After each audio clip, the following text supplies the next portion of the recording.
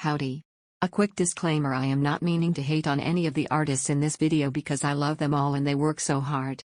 These are just some recent comebacks which fell slightly below my expectations, and here is why. Anyways, Lego.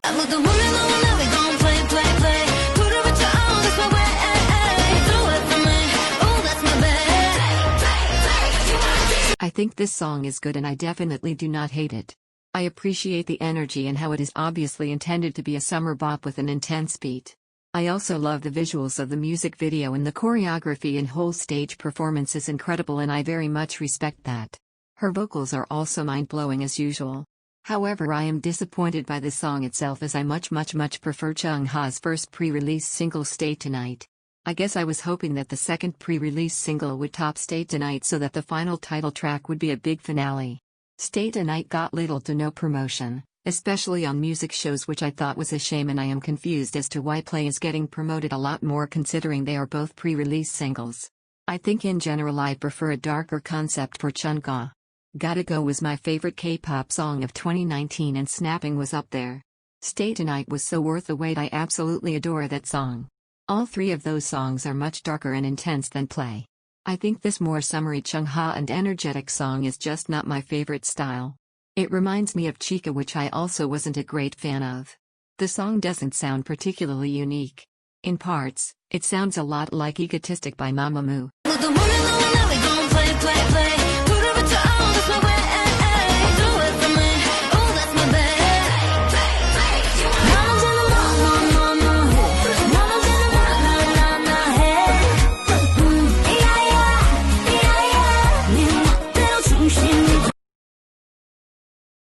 The beat drop also sounds very familiar.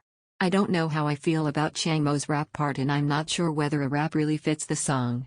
Overall, this song just doesn't hit it for me compared to Chungha's previous releases. However, I am glad she is getting opportunity to have so many comebacks this year already, and I will anticipate her album and the title track because I have faith in God Kim Chungha to bring out Song of the Year and Album of the Year.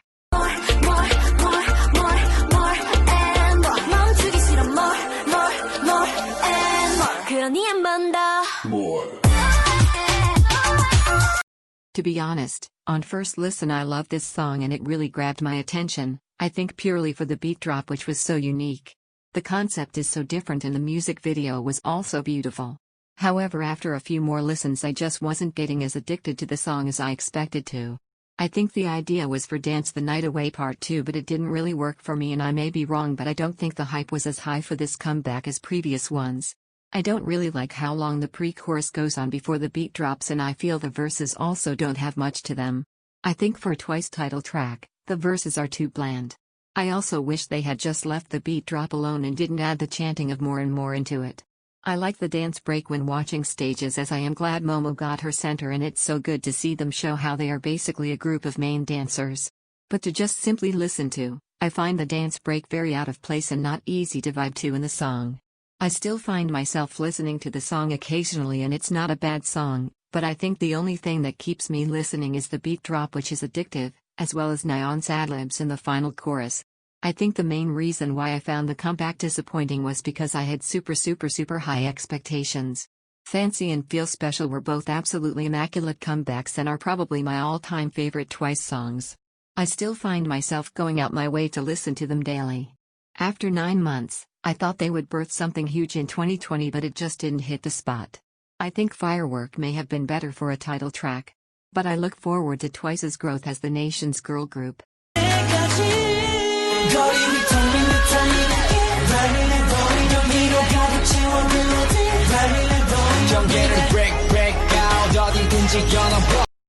I hesitated about this one because I do love the song a lot and the concept was just chef's kiss. The boys did amazingly, and I have to commend Haechan because he worked so hard across both NCT 127 and NCT Dream during such a short time period.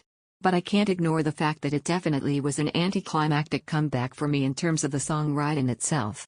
Considering it had been 9 months since their last comeback, I was super excited to hear what they could bring to 2020, especially as Boom was an absolute masterpiece and I want it played at my wedding, funeral and everything in between. Boom was for sure one of my absolute favorite songs of 2019, and I think that it showed huge growth from NCT Dream since their previous comebacks such as Go and We Go Up. However, on the first few listens of Raiden, I found it difficult to really get a grip of it. It wasn't particularly catchy, and every time it finished I could hardly remember how it sounded. It has definitely since grown on me, and like I said, I do really like the song. It just wasn't as much of a step up from Boom as I had hoped. As for the comeback in general, the B-side Quiet Down also didn't do much for me. But I do love puzzle pieces, it shows a new side to them. Overall, I do enjoy the song when I hear it and think the concept is super cool, but I wouldn't say I intentionally go to listen to Raiden very often, and I hope SM can offer them a song which shows a completely new flavor to Dream. The boys are amazing and deserve to show every little bit of their talents. But I do hope Hae-chan gets a break.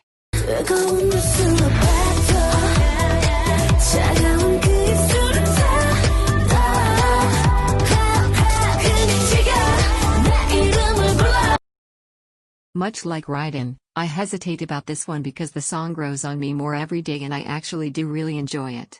The choreography is nice and I respect how Solar always sang 100% live during performances and always pulled it off completely.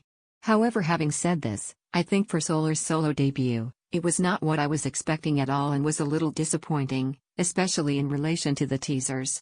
The teasers gave me the impression that the song was going to be super dramatic and intense due to the concept. However, the song itself was the opposite. I expected something explosive, but I think that the chorus was not climactic enough and could have done with a bigger beat drop or just more noise in general. It sounded almost acoustic, which was a nice vibe, but for Solar's solo debut I think was a risky move. The music video was very impressive in its own right, but I think it didn't really fit with the song at all. The music video also gives more explosive vibes, like it would suit a more intense song. The whole concept in general was confusing and all over the place, and nothing in particular sticks in my mind when I try to describe the concept. Also, Solar has one of the most incredible vocal abilities in the whole of the industry, and I think that Spit It Out did not give her the opportunity to fully show off her vocals apart from a little in the bridge and a few ad-libs in the final chorus. However, I do understand that she was dancing, so huge notes may have been difficult. Perhaps in the future when she releases a mini-album there will be some ballads to really show her vocals. I think that this song would have been perfect for a comeback in the future. But as a solo debut, she did amazingly, but I don't think it did Solar justice considering her talent, power and experience. I worry her and other Mamamoo members are starting to fall into Hwasa's shadow, and they all deserve to shine equally in their own ways, and I think that this debut could have been stronger. I must emphasize the fact that I do love the song, I just was disappointed by the fact it was Solar's solo debut and felt it was a little weak considering. It's my fiesta.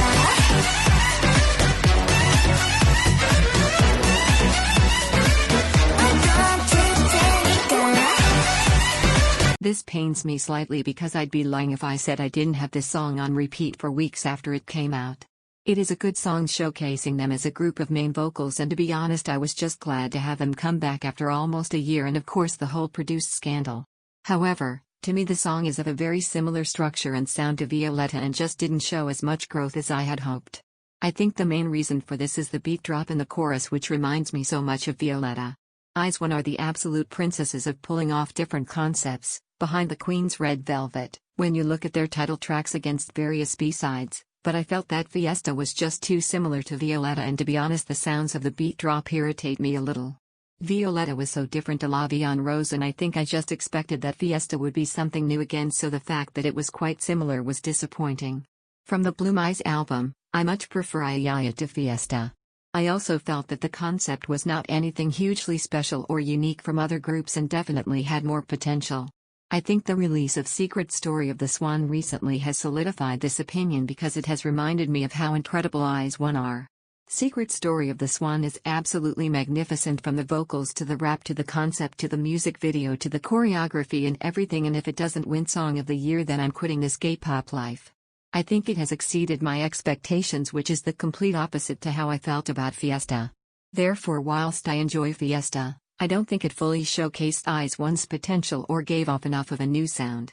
Having said all this, IZ*ONE are the ones to be watched, and it cannot be denied that they have shaken the fourth generation of K-pop, and they are all either together, or individually, going to have incredible careers.